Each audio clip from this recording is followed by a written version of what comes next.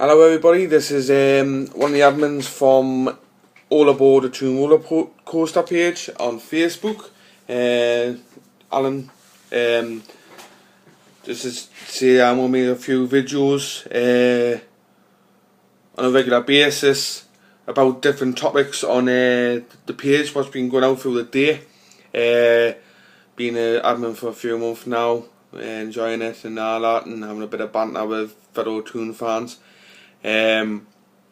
So one of the topics I find when I'm being on the page as an admin, coming back round and round and round, is Andy Carroll. The Andy Carroll situation, how he left, is he coming back? And I just want to give you my thoughts. Leave any comments on your thoughts on my video, and give us some feedback. Do you agree with us, disagree, why not disagree with us, you know what I mean? I'd just like to start with, was he forced out? Yes, he was forced out, I reckon. I reckon he was, right? I remember all the coverage and all that, we had Stevie Wraith had a phone call from Andy Carroll saying he's forcing us out, I've got no choice, he's giving us no choice whatsoever. His club, he's forcing me out. Just reading the status here on the page. He had 5 years of his contract left. He legally didn't have to go, but there was no clause in that contract to say he was a first team player, right? I think that what it all kicked off was there was a players committee, right, which advised the club, the first team or the squad not to sign the bonus sheet for that season. I don't know why, bonus sheets, whatever, right? Don't sign it. They don't want to sign it, right? So there was 5 players on that team, right? 5 players, right? You had Andy Carroll to start with, right? So now he made it on the players committee team. Kevin Nolan, who was captain at the time, I think he was still captain. Kevin Nolan was there on that committee team. You had Joey Barton on that team, on that committee, sorry. Alan Smith and Stevie Harper are on the committee. And them advising the squad, different sign. Right, so with Mike Ashley telling Chris Hughton at the time, get them to sign. Chris Hughton failed to do that, and I think just after that happened, when they refused, I think what happened was that's what cost him his job. Ultimately, he didn't have his dressing room. He had any control over it. Them ran the dressing room. So he says, "Nah, I want someone else with more experience, how to handle teams. I think you've done a good job. Cheers, Chris. See you later," to our mate out the door. So as the season went on, you had Alan Smith fizzling down to the fucking reserves. You had Stevie Harper losing his place to Tim Krul, which the gamble paid off for Mike Ashley there, because we have produced probably the best goalkeeper in the Premiership. Later that season, you had Kevin Nolan, who was not offered another contract, or so left the door open to him to get to West Ham. And you had Joey Barton, Joey Barton. Toss on Twitter, slagging off the club, as well as going against what Mike Ashley done, and when he went farewell as well. All in a short time. But then you had Andy Carroll gone as well. I'll go back to that. Andy Carroll went. Now it looks appealing that way. Okay, Mike Ashley knocked that back 25 million. He knocked back 35 million before accepting 35 million. Right, cash your million back to that transfer window. Final day, final hours before the deadline, Liverpool has just sold Fernando Torres to Chelsea for £50 million. So you know Chelsea's got £50 million to spend, right? That ups your player's value. Only local player, he's banging them in the Premiership. We'll have him. £25 million goes in. Mate Ashley's sitting there going, get more for him. We'll push it. We'll see how far we'll get this. 30 million comes in and hey, he can't tell you what. They've been from 25 to 30. Few hours left. I better get another 5 million out of this cunt. £35 million. Bang, right, there you go. There's me chopper. Hire him in there. Get him out of Merseyside. Get the deal signed and get that money out of here. That's what it is. You know, you had Mate Ashley's chopper there. If Newcastle didn't want him again, why supply a helicopter? If you know, there's a question. Why did Mate Ashley supply the helicopter, have it on standby to take him to Liverpool? It's ridiculous, you know. Yes, you know. Of course, you would get. You know, we had to be the best of a bad situation. You know, you had, you know. Well, he got offered 80 grand, and then that's where the fans picked up on. He was on more money, you know.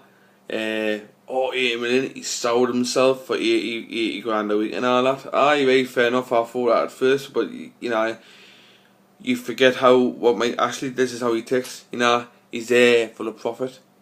He has freaking, suppose he's sweatshops in freaking Japan or whatever, or Malaysia or whatever.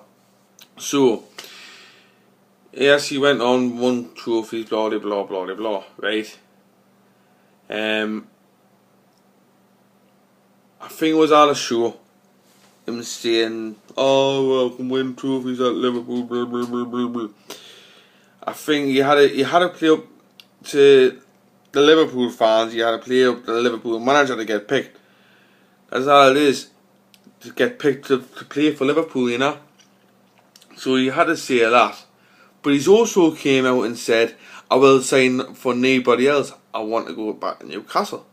Liverpool didn't want us. I'll come back to Newcastle. I want to come back to Newcastle. The team he loved since he was a young'un, right?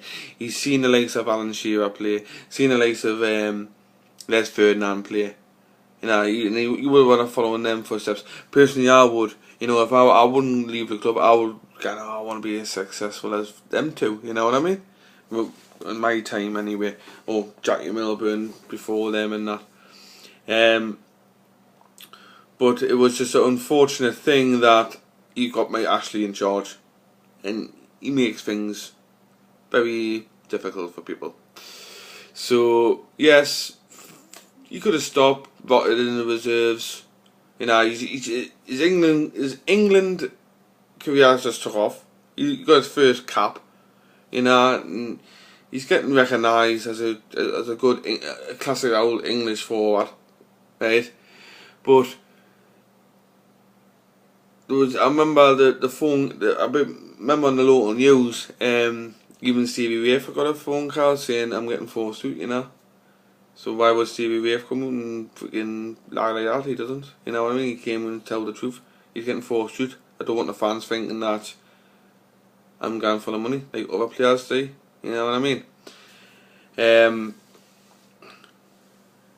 But the stupid tactical thing about it was, Andy, what did we spend that January, that summer, next to nout?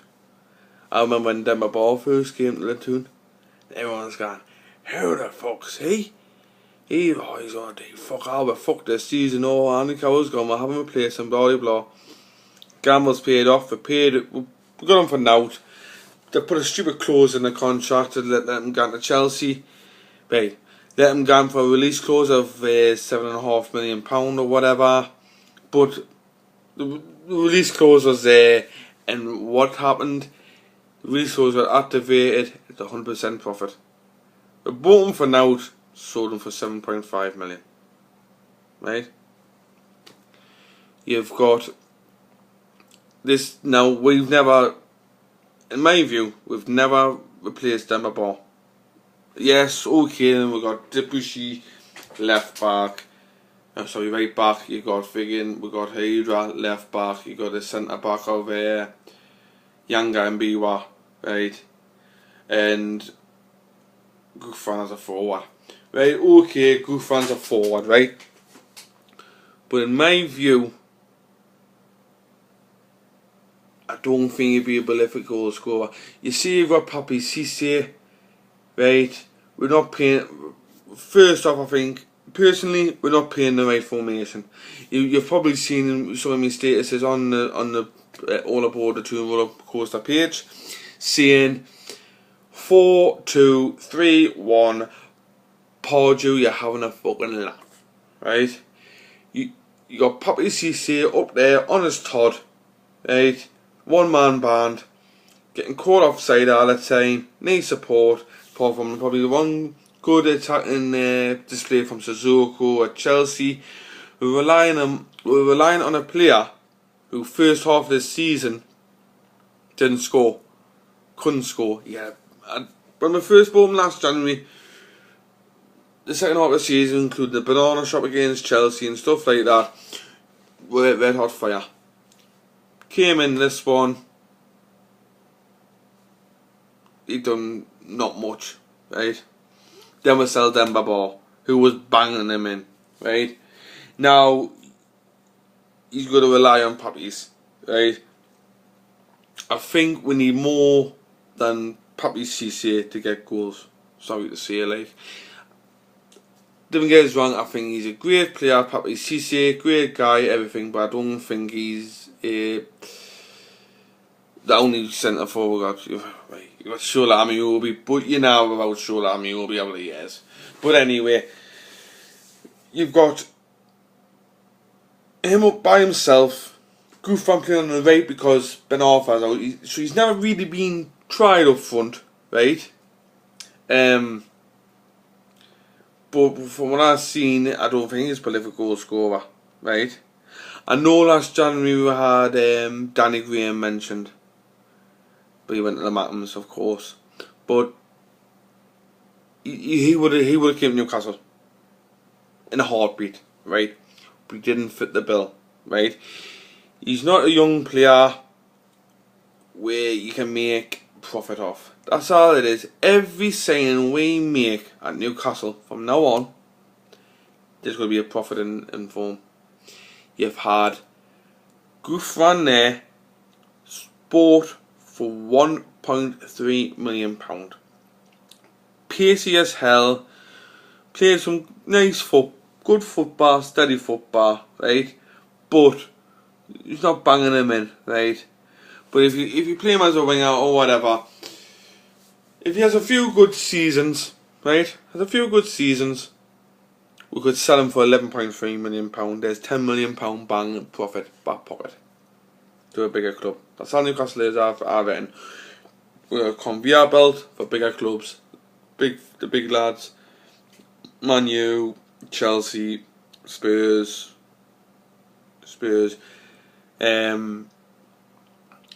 Man City, right? Who've got the fucking money to spend, right? And we can charge them top dollar because we now have got the money, right?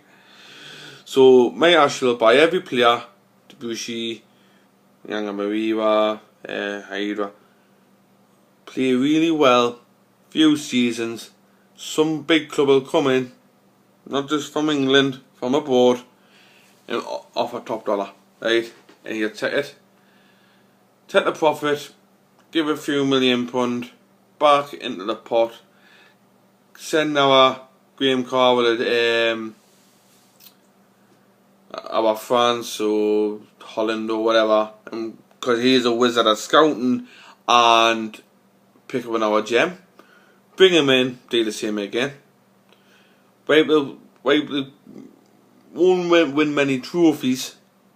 I don't think he's in for the fucking trophies. I think he's in just for the money. He's treating Newcastle as purely as a business, right? He's a businessman, right?